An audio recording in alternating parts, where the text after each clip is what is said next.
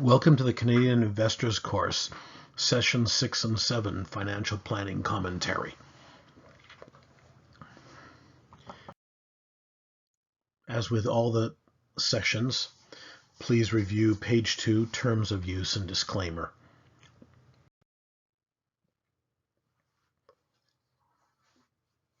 Have you ever been attracted to a financial advertisement like this? Attractive income opportunity, 6%, earn $500 a month on $100,000. You may have seen an advertisement like this on a whiteboard as you walked into a bank branch. And of course, when you walk into a bank branch, you assume that the bank is a solid institution and they never put something up which wasn't completely forthright. Well, these are not, because they assume that they lead you to assume that this is a reliable source of income. But they're definitely not guaranteed. They're going to sell you a mutual fund. Anyway, it looks like a GIC, but it's not a GIC. So what is it? It's probably a mutual fund. It's probably a growth and income fund, and it may have a fixed income payment that comes off of it. In a bad market, though, it may return your own money to you. So the next few slides, we're going to show you what some of these things can look like.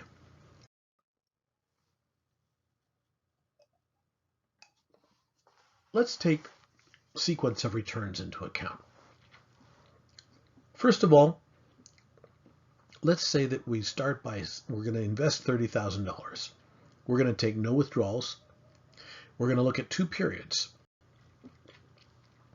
One with poor equity returns, one with strong equity returns.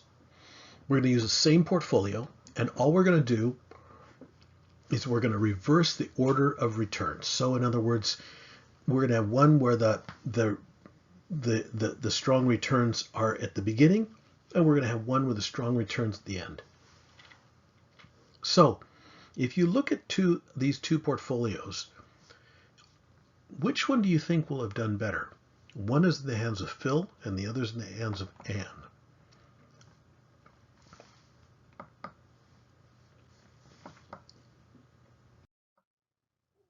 Well, you'll notice that, in fact, both portfolios will have done the same. And the reason for that is because the average return for each is the same. They will give the same result after 25 years because they both made an average of 8% rate of return.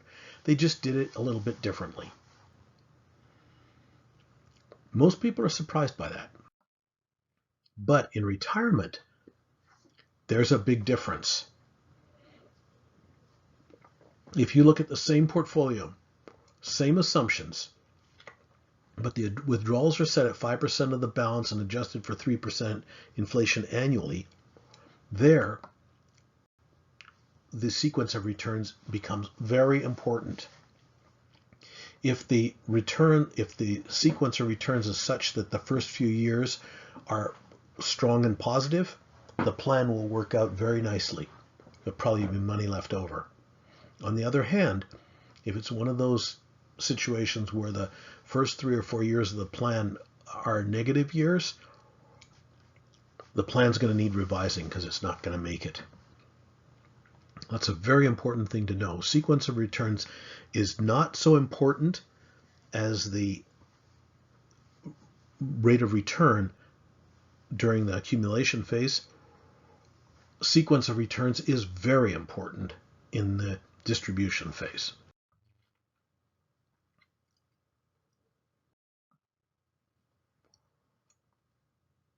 So anyway, it's important to look at being realistic and understanding what kind of investments you have.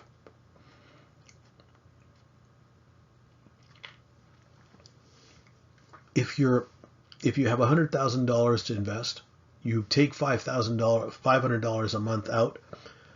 That means it's going to be trimmed by 7% a year. So if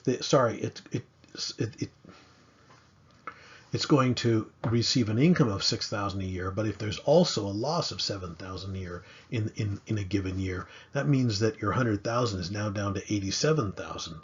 So the next year you still pay yourself $6,000. And what would it take to grow it back to $100,000? It would take over a 20% return in a year to get it back. So it becomes riskier and riskier. The bottom line is you have to be conscious, have a reasonable rate of withdrawal from your portfolio, and not overburden the portfolio. Rules-based investing can help with that. What type of financial planners are there? Well, there are fee-only financial planners, product-selling full financial planners, and product-selling restricted financial planners. Let's look at what that means.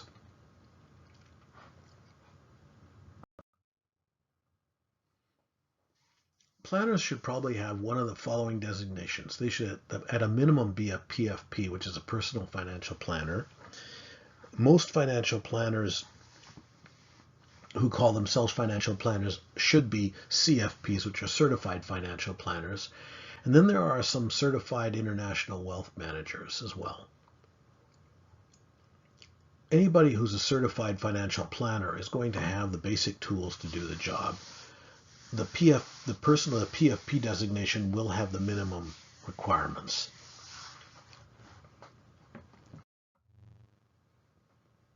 A fee-only financial planner is pretty rare in Canada. The reason for this is because they're compensated only for providing a full financial plan. They don't sell financial products or get compensated by the financial institutions. The problem is they have to charge a significant amount of money for the plan. It takes a lot of time, and a lot of people don't want to pay for the financial plan. So there aren't too many of these people around who can manage to find enough people to support them to be a full fee financial planner. Most planners bundle their financial planning in with other services. So there's product selling full financial planners, and then there are product selling restricted financial planners. The full financial planners provide extensive financial plans. Typically, the advisors do not charge for these plans, but they expect they'll only do them for clients. So they earn their income through managing the portfolios and selling financial products. IIROC, that's Investment Industry Regulatory Organization of Canada licensed planners, typically are the best at this, although there are some very good planners who are MFDA or Mutual Fund Dealers Association licensed as well. Product selling restricted financial planners tend to be dominated by the banks and credit unions. These are people who will use a simple computer questionnaire followed by a suggested mutual fund portfolio. Really, they're using the planning tool to discover what assets you have and then place them in mutual funds. They can't discuss insurance, therefore they can't really do adequate estate and will planning. They really can only do part of the job. They're using this tool to sell their in-house products. That's the end of the commentary for the financial planning component. There is another session, Session 7, which completes the financial planning part of this package. Thank you for listening.